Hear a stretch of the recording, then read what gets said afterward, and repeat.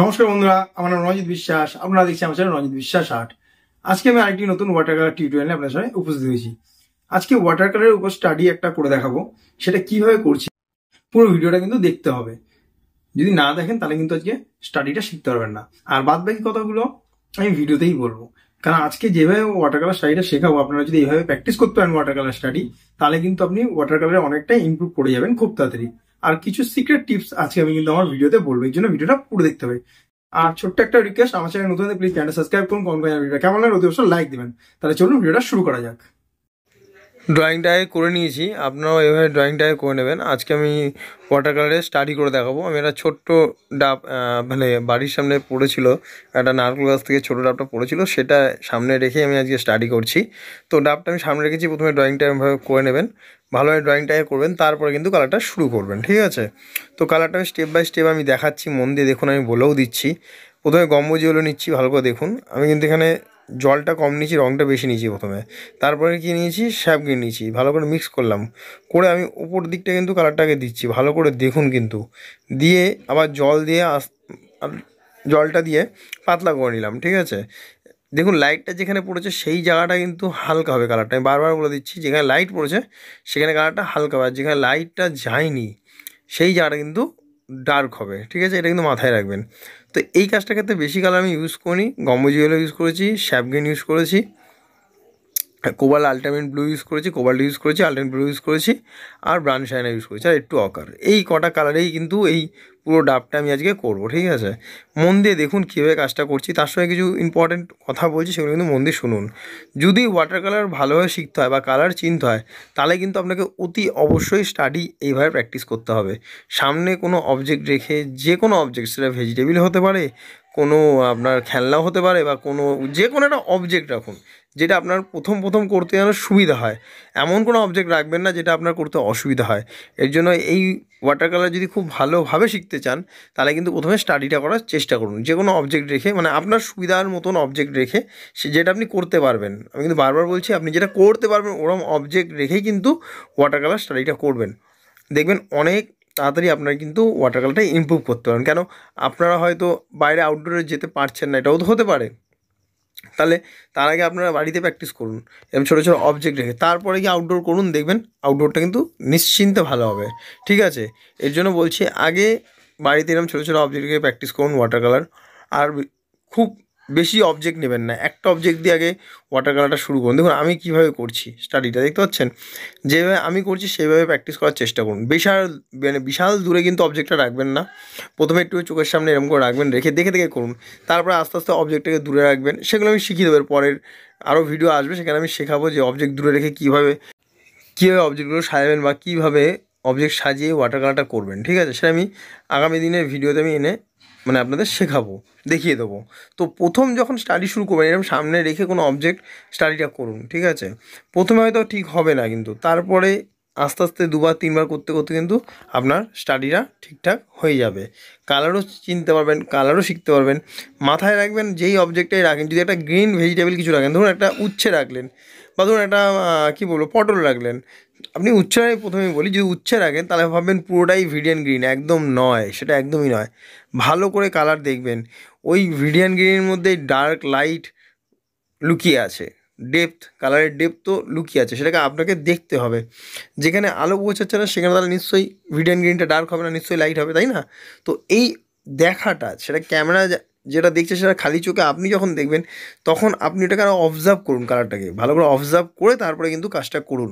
ক্যামেরায় ছবি তুলে কিন্তু সে তো ক্যামেরা তৈরি করে দিচ্ছে, কিন্তু যখন নাকি ক্যামেরা বাদ দিয়ে নিজের চোখ দিয়ে অবজেক্টটাকে দেখবেন না, তখন কালার দেখবেন চেঞ্জ, পুরোটাই চেঞ্জ। ক্যামেরার ওই কালারের সঙ্গে আপনার চোখের যে কালারটা দেখছেন সেটা কোনো মিল থাকবে না। এর জন্য স্টাডি করা, তাহলে আপনি ভালো কালার চিনতে পারবেন, ঠিক আছে? ওর জন্যই বলছি, সবসময় চেষ্টা করবেন এরম সামনে কোনো অবজেক্ট রেখে ওয়াটার কালারটা প্র্যাকটিস করার, তাহলে দেখবেন খুব তাড়াতাড়ি ইমপ্রুভ করে গেছেন। আর একটা জিনিস মাথায় রাখবেন, এরপরে আউটডোরটাও করবেন। আমি আউটডোর নিয়েও কিছু ওয়াটার কালার আপনাদের টিউটোরিয়াল নিয়ে আসবো, খুব তাড়াতাড়ি আনবো আউটডোরটা।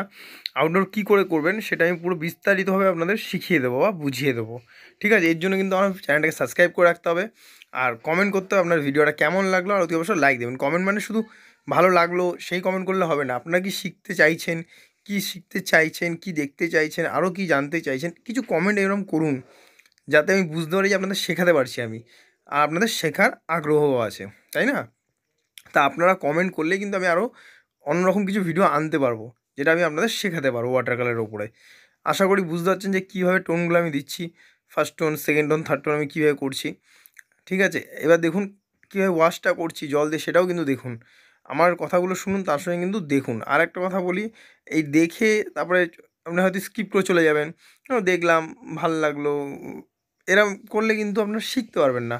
যদি সত্যি করে আপনারা শিখতে চান, তাহলে কিন্তু ভিডিওটা পুরো দেখার চেষ্টা করুন, তাহলেই বুঝতে পারবেন আপনার কোথায় অসুবিধা হচ্ছে না হচ্ছে। তখন তো আপনি আমাকে কমেন্ট করবেন, তখন তো আমি আপনাদের রিপ্লাই দেবো, চেষ্টা করবো আপনাদের আরও ভালোভাবে কিছু মানে অন্যরকমভাবে শেখানো যায় নাকি, সেখানে আপনারা শিখতে পারেন নাকি। যারা নাকি আর্ট কলেজে এক্সাম দেবেন, তাদের কিন্তু স্টাডিটা খুব দরকার, ঠিক আছে, এক্সামে কিন্তু আসে। তারপরে এরপর কম্পোজিশন আমি শেখাবো, আমি অনেক কিছু ভাবনা চিন্তা করে রেখেছি। দেখুন, আমি সেইভাবে টিচারের গাইডনেস পাইনি যখন আর্ট কলেজে যাই, মানে পরীক্ষা দিতে, তারপরে পরের সময় পেয়েছি। তো আমি যেইভাবে গাইডনেসটা পরে পেয়েছি, সেই গাইডনেসগুলো আমি চেষ্টা করবো আপনাদের শিখিয়ে দেওয়ার। তাহলে আপনারাও মানে কোনো জায়গায় হোঁচট না খান, সেটাই আমি চাইবো। কারণ আমি চাইবো না আমার বন্ধুরা কোথাও হোঁচট খাক এই প্রফেশনাল জায়গাটা যেতে গিয়ে, ঠিক আছে? আপনাদের মধ্যে ট্যালেন্ট আছে, প্রতিভা আছে, তো সেটা ঠিকঠাক ইউটিলাইজ করুন, নষ্ট করবেন না। এটা আমার রিকোয়েস্ট সব বন্ধুদের কাছে, যারা নাকি মানে একটা এই ফিল্ডে একটা ফিউচার ভাবতে চাইছেন। হ্যাঁ, এর জন্যই বলছি একটু প্র্যাকটিসটা করুন, ওয়াটার কালার একটু প্র্যাকটিস করুন। এই অবজেক্টগুলো হয়তো দেখে মনে হচ্ছে ধর কী ছোটো ছোটো অবজেক্ট, কী এগুলো করবো, এইগুলো করে কী হবে, ধর এতে কম্পোজিশন করি, বড় বড় ওয়াটার কালার করবো, একদম ভুল ভাবনা। আপনি ছোটো ছোটো এই অবজেক্ট আগে প্র্যাকটিস করুন, করে নিজেকে একটা কালার সেন্স তৈরি করুন। তারপরে গিয়ে ভাববেন যে পরে কী কী কাজ করবেন। যদি আপনি কালার সেন্স তৈরি না করেন, তাহলে আপনি দূরের ভাবনা চিন্তা করবেন কী করে, তাই না? তাহলে আগে কালার সেন্স তৈরি করুন। যত বেশি অবজেক্ট এরকম স্টাডি করবেন, তত বেশি ভালো কিন্তু কালার সেন্স হবে।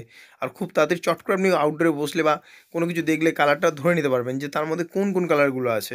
তখন কালার আমার এরকম মিক্সিং, আমার এই মিক্সিং দেখে আপনাকে করতে হবে না, এরকম কোনো মানে নেই। তখন আপনার কালার প্যালেট সবসময় রেডি থাকবে। দেখবেন, ভাববেন আপনি এই কালারটা চাই, এই কালারটার সঙ্গে এই কালারটা মিক্স করলে আমি চলে আসবে কালারটা। এই ব্যাপারটা আপনার মধ্যে চলে আসবে। এটা প্র্যাকটিস করতে করতে কিন্তু আসবে। এটা একদিনের জিনিস নয়, এটা হচ্ছে থিওরি নয়, এটা কিন্তু প্র্যাকটিক্যাল ফিল্ড। যত বেশি প্র্যাকটিস করবেন, তত কিন্তু আপনার কাজটা তত ভালো হবে, আর তত বেশি ভালো হবে।